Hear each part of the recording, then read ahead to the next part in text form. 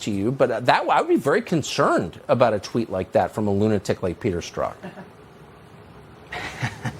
Well, you know, Tucker, as a former national security prosecutor and as the lead investigator for Russiagate, my investigation that I ran with Devin Nunes is the reason Peter Strzok got fired, along with 16 other FBI officials, including Andy McCabe, Lisa Page, Comey, and the like. And their corrupt cabal is back, being escorted out the door, as you just reported on Friday. So the corruption continues, and their bias and their hypocrisy knows no bounds. But of course, they're shameless. As a former national security prosecutor, and Peter Strzok, as a counterintelligence head agent, knows that American citizens' names and search warrants are supposed to be redacted. This DOJ, with the same leadership that authorized the Russiagate, is now back in charge, had gone in to intentionally lift the redaction of just my name and then redact the next 7 consecutive pages. It was totally for political purposes. They don't care about the threats to my life, the racist message, and the hatred I see every day now, because they are publicly advertising for me to fail, to go to jail, and to be harmed. And here's another thing. The FBI did this after a 10-month investigation into death threats from the January 6th subpoena committee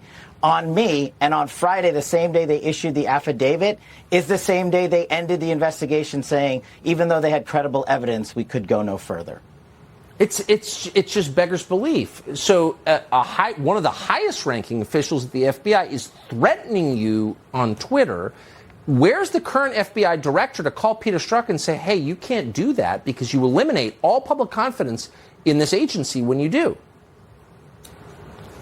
Well, the current FBI director, Chris Wray, was the FBI director when we ran the Russiagate investigation, and he had the opportunity then to expose all the corruption at the FBI, and he failed, and he's been covering up since. Look, we said since the beginning, we got out 60% of the documents for the Russiagate investigation. 40% remained. President Trump declassified those specific documents, and this entire raid on his house, I believe, was to prevent the disclosure now that the government gangsters are back in charge of their corrupt activities from Russiagate on down, because now that they have an open FBI counterintelligence investigation, they will shield any release of documents because they will say we have an open investigation. Congress has a lot of work to do, and I'm glad whistleblowers are coming forward. They need to be doing so in droves.